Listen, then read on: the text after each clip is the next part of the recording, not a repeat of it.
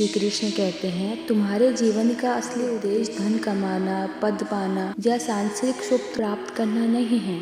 अक्सर हम यही सोचते हैं कि सफल होने का अर्थ है अधिक पैसा, सम्मान और भौतिक सुख, लेकिन यह केवल मार्ग है, मंजिल नहीं।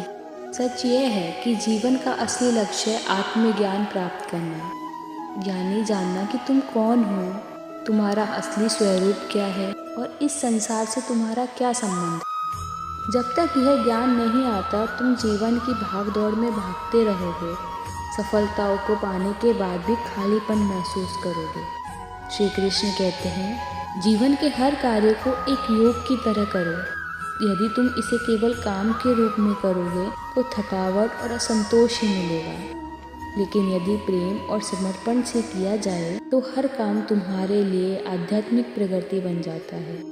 अपने कर्मों में निस्वार्थ भाव रखो, प्रत्येक कार्य को ईश्वर की भक्ति और सेवा का रूप समझ के देखो।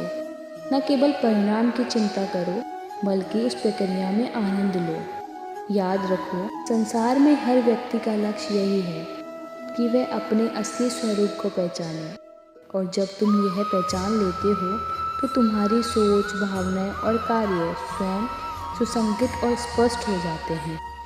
सिर्फ ध्यान, योग और भक्ति से ही यह संभव है। जब तुम प्रेम से रहोगे, निस्वार्थ कर्म करोगे और अपने मन को ईश्वर की ओर केंद्रित करोगे, तुम्हारा जीवन सच्चे अर्थ में पूर्ण हो जाएगा।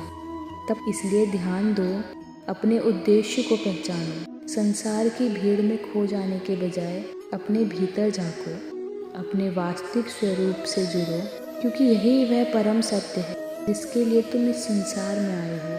याद रखो, असली सफलता वही है जब तुम अपने आत्मा के साथ एकजुट हो, जब तुम्हारे कर्म, विचार और जीवन सत्य और भक्ति से जुड़ जाएं। तुम धन और पद पा सकते हो, सुख और मान सम्मान पा सकते हो, लेकिन यदि आत्मज्ञान नहीं मिला तो जीवन अधूरा और असंतोषपूर्ण रहेगा।